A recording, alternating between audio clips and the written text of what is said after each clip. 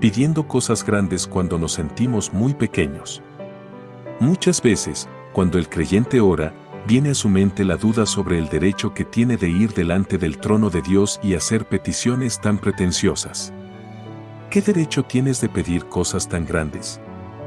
Esas son bendiciones que el Señor tiene reservadas para ciertos favoritos, para creyentes que son más fieles que tú. Tal vez si fuera tal o cual hermano que estuviera pidiendo eso, pero tú. Cuando tus pensamientos te atormenten de ese modo, y te estén impidiendo acercarte libremente al trono de la gracia, considera los siguientes contraargumentos. Dios es más grande que nuestras peticiones. Uno de los deberes que tienen los hijos de Dios es el de engrandecer a Dios. Atribuyan grandeza a nuestro Dios. Deuteronomio, capítulo 32, versículo 3. Eso no quiere decir que nosotros debemos hacer a Dios más grande de lo que es, porque tal cosa es imposible, pero lo que se nos pide aquí es que reconozcamos su grandeza, que la proclamemos y que actuemos conforme a ella. Cuando el cachorro de león se pasea confiado al lado de sus padres, él está proclamando con su actitud que anda bien acompañado. De igual modo, el creyente debe proclamar con su actitud que su Dios es grande, eterno, todopoderoso. Y en ningún otro lugar reconocemos esto con más intensidad que en nuestra cámara secreta de oración. Allí nadie nos ve, pero nuestra confianza está proclamando la grandeza de Dios. Y si ese es nuestro Dios, ¿qué podemos pedirle que sea demasiado grande para Él?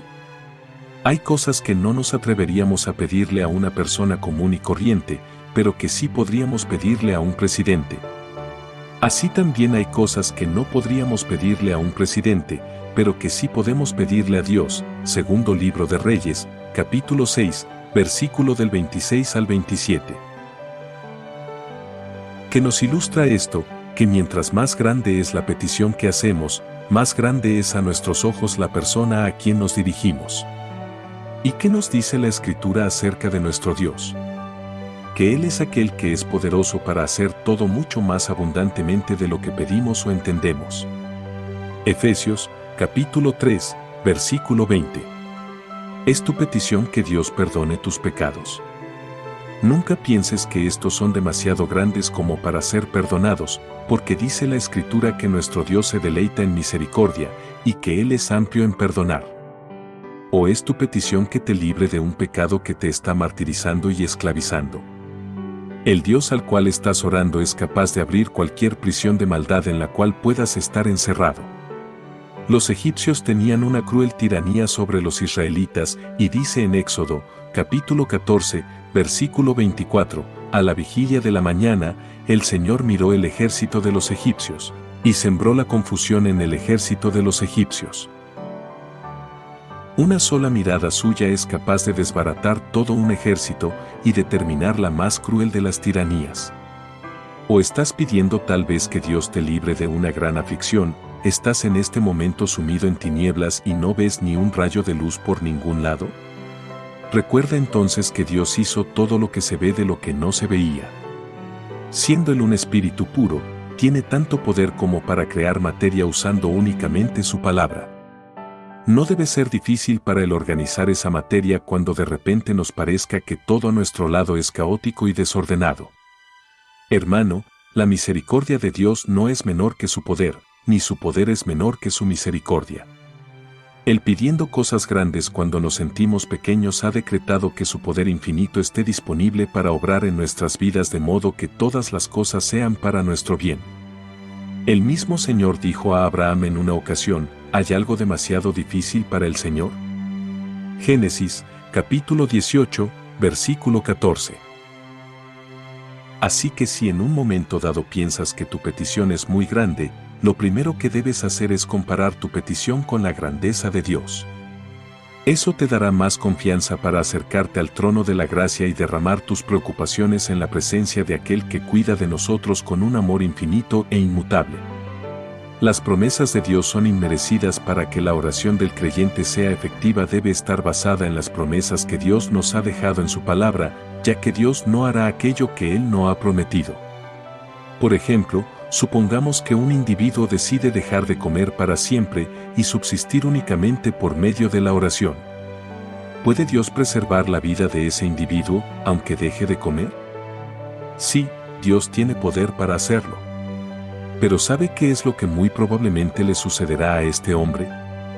Que se morirá de hambre, porque Dios ha prometido sostener nuestra vida física a través de los alimentos. Así que el creyente ora con base en las promesas que Dios nos ha revelado en las Escrituras, y Él nos ha prometido que todas las cosas obrarán para nuestro bien. Ha prometido suplirnos la gracia que necesitamos para que nuestro peregrinaje sea firme y seguro. Cuando tus pensamientos te hagan dudar por lo grande de la petición, contraataca interponiendo las promesas de Dios. Es cierto que la misericordia que estás pidiendo es inmensamente grande, comparada con lo que realmente mereces. Pero el Rey soberano del universo te ha dado permiso para pedir esas cosas. Y más aún, te ha prometido responder tu petición conforme a su sabiduría y su bondad. Clama a mí, y yo te responderé y te revelaré cosas grandes e inaccesibles que tú no conoces. Jeremías, capítulo 33, versículo 3.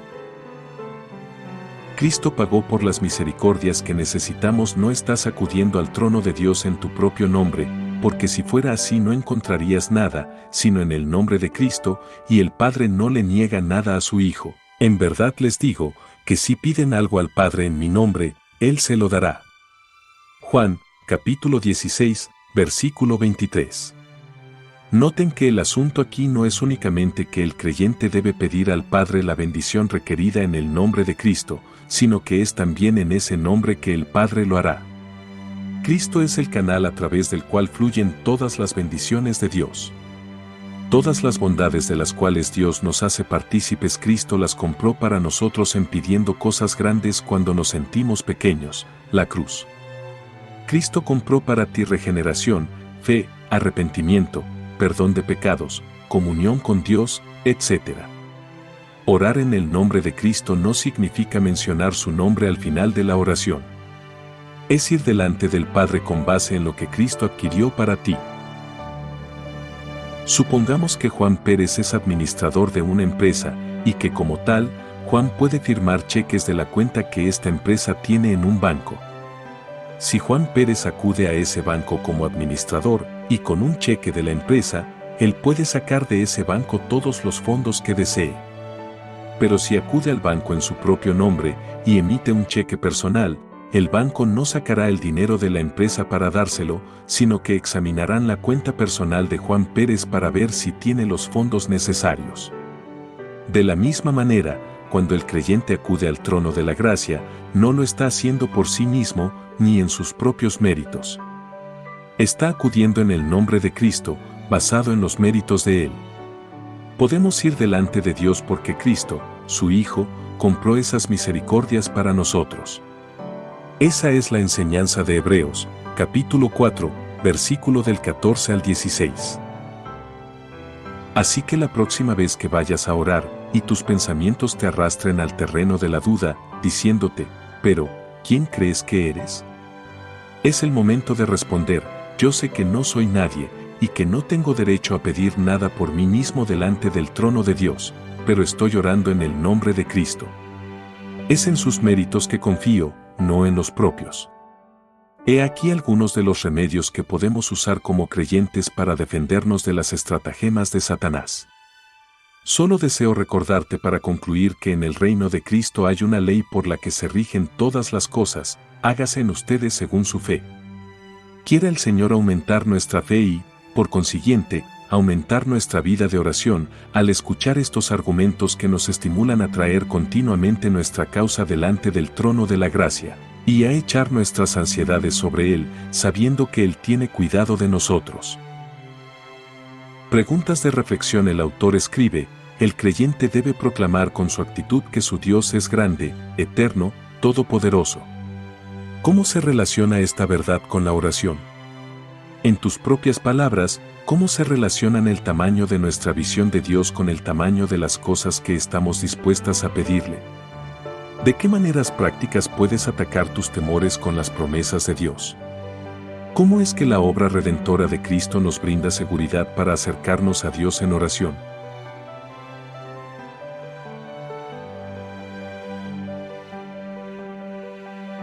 Muchas gracias por ver nuestro video, sería de mucha ayuda que nos apoyaras suscribiéndote a nuestro canal, regalándonos un me gusta y activando la campanita para que te enteres cada vez que publiquemos un nuevo video.